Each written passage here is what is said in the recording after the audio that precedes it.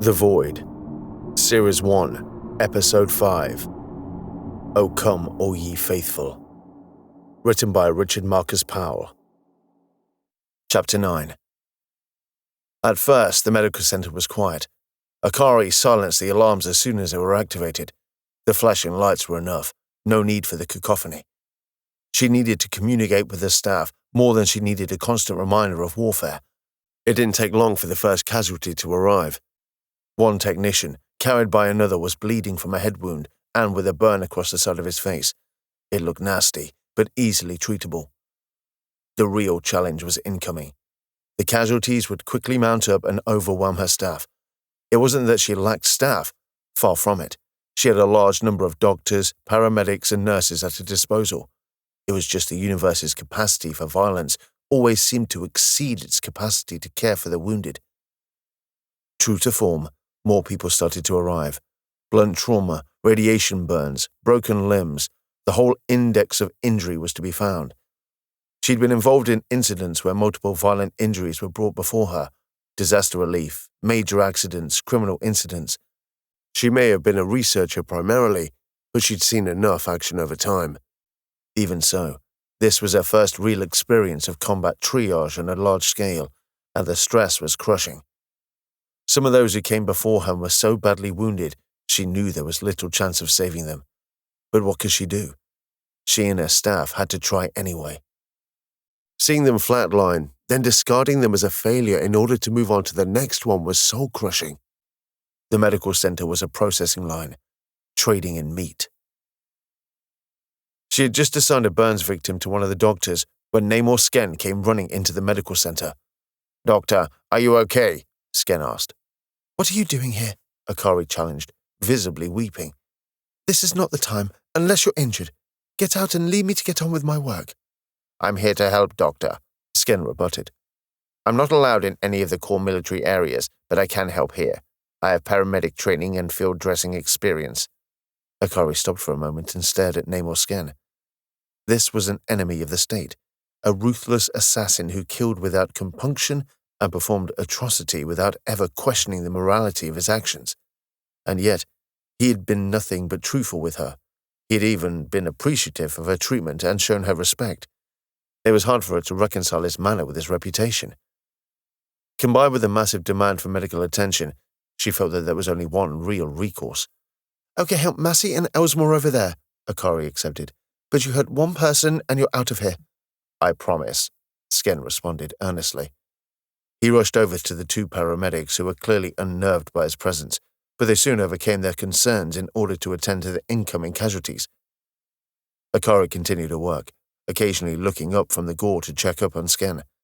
He tended to the wounded, true to his word, using his limited medical skills to the best effect.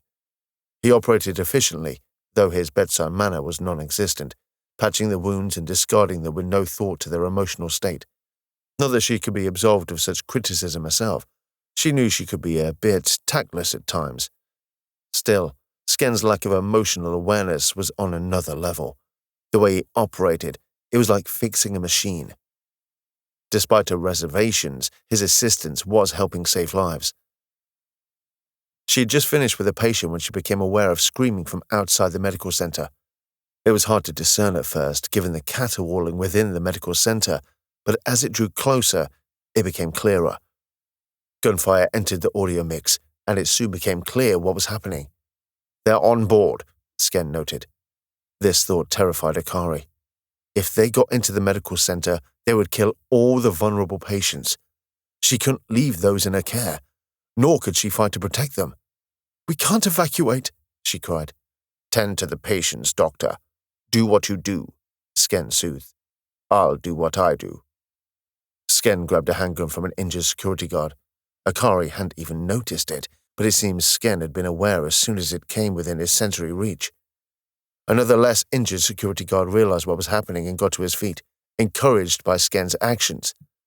One of the nurses tried to prevent him, but he made his way forward, knowing his duty. He unsheathed his handgun and nodded to Sken. "Seen combat before?" Sken asked. "Police action, not military," he responded. "Don't hesitate and show no mercy," Sken advised. "You think about it, you're dead." The gunfire was getting much closer now. Someone ran into the medical center holding her side, obviously shot. Keep inside. Out in the corridor, we're too exposed. If we remain in here, we're getting them to come into a bottleneck. That favors us. Puts the patients at risk. Puts them more at risk if we die out there, Sken reasoned. Hold your nerve and kill them quick. The corridor opposite the entrance was empty, save for two people who wisely halted and headed back in the opposite direction. Projectiles blazed by the entrance as the invaders targeted someone out of the line of sight. From the audio rattle, they were very close now. The smell was the first aspect of the Cadir that they noticed.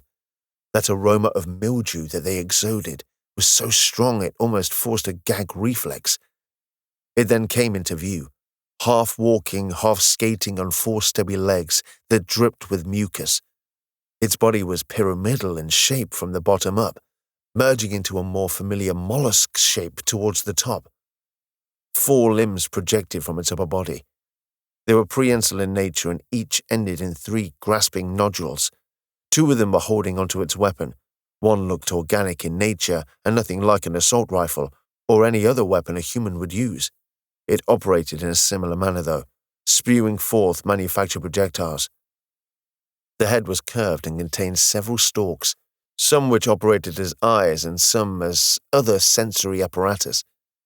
The mouth was a horror, an orifice with what looked like a rasping tongue, all spikes and bladed edges. Much of the body was armored, organic shells partly covering their front and back. It wasn't total coverage, as the species had lost it over time in order to grant them better agility. It glistened, much like a snail, but it moved at a much faster pace. Not as fast as a human, but still much faster than a mollusk. Not that it was one, but there were many similarities. The Cadir moved its head around and spotted the occupants of the medical center. Before it could react, Sken. The body flopped down to one side, but it did not fall, the base structure of it being too stable to topple, even in death. This did provide some advantage for them, as the body was now a blockage for the following Cadir. The next Cadir slid around the back of the corpse, using its brethren as a shield and preventing Sken, or the guard, being able to target it in time. One Cadir poked a stalk around the frame of the entrance. The guard took aim and blasted the stalk, partially blinding the Cadir. Good shot, Sken commended. There was a hissing coming from outside as the injured Cadir screamed. A prehensile arm coiled around the corner, holding something that looked tubular and had some kind of release mechanism at one end. Sken recognized it for what it was immediately and shot at the Cadir without hesitation. He hit the grenade and it exploded in the doorway. Some of the blast came through the entrance. With him being closest to it, the blast bowled Sken over and out of cover, rolling onto his back. The explosion wasn't that strong, and most of it had been outside. Undoubtedly, the grenade was designed more for disorientation than damage, intended for breaching. Even so, it took Sken a few seconds to shake the effects. One of them came through the door, now missing an arm, and tried to stamp on his head as he lay prone. Revolted at the sight of a mucus-slathered limb bearing down on him, he rolled away, dodging it marginally. For a moment, he was grateful evolution didn't see fit to make the Cadir faster. The guard shot the Cadir in the upper body, wounding it but not killing it. Sken brought his gun up and shot upwards, finishing the job. Getting to his feet, Sken noted the blade attached to the Cadir's back shell and retrieved it. The blade itself was flat and sharp, although unusual in that it was broader at the end than it was at the hilt.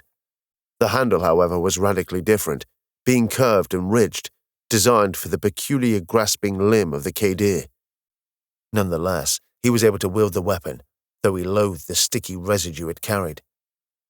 More Cadir now poured through the entrance, no longer stunned by the explosion.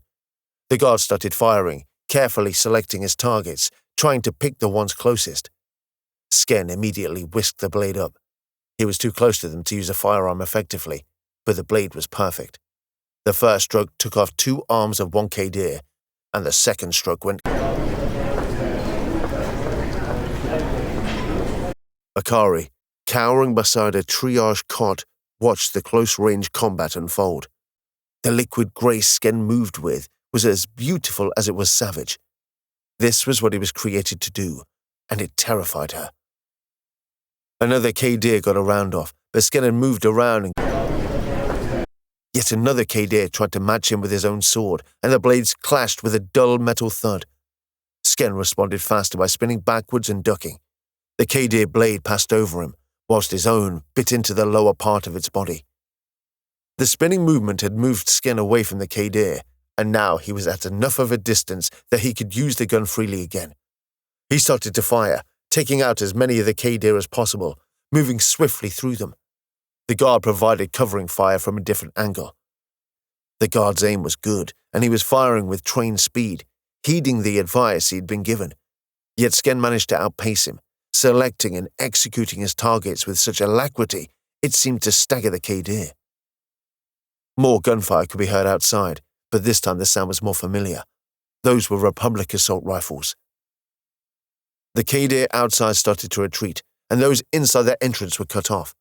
One of the few remaining creatures started firing. Several people were hit, and Sken caught a bullet himself, striking him in the stomach. The guard was able to shoot at it a number of times, the last shot disabling its arm on one side. Sken shot the last able-bodied Cadir and moved to the now injured last remaining Xeno. Leaning to one side, it looked at Sken and the blade it carried. It knew what was coming, and didn't say anything. It just looked its executor in the eye and hissed its hate at him. Sken started. He stopped only when the creature expired,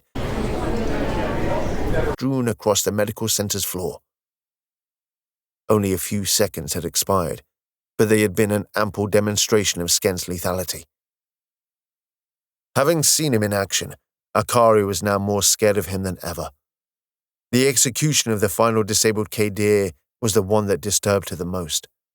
It had been unarmed and gravely wounded, no threat to him, yet he butchered it without any remorse. Soldiers passed by outside and pressed on against the intruders. Major Varma was directing them before handing over to a subordinate. He entered and scrutinized the area closely. "There are any left in here?" "They're all dead." "Did you do all this?" he asked Sken. "Not alone," Sken added, indicating the guard. "You want to give me the gun?" Varma asked warily. Sken, rather reluctantly, handed the weapon to Varma. "And the sword." Again, Sken handed it over without a word. "Now come with me." "Major, he did just save us." "That may be so, Doctor, but seeing this and knowing his reputation, you'll forgive me for a little caution." "It's okay, Doctor. Trust isn't won with a single action. I know." Sken forgave. "Not with my history." Sken then turned to the guard, who was shaking uncontrollably. "And thanks for covering my back." Major Varma led Sken out of the room, leaving the detritus of his slaughtered behind. Akari sighed with a judder. The last few minutes had been the most terrifying of her life, and she didn't know what had terrified her more. The religious, zealot Xenos out to murder them all, or her guardian angel who saved them.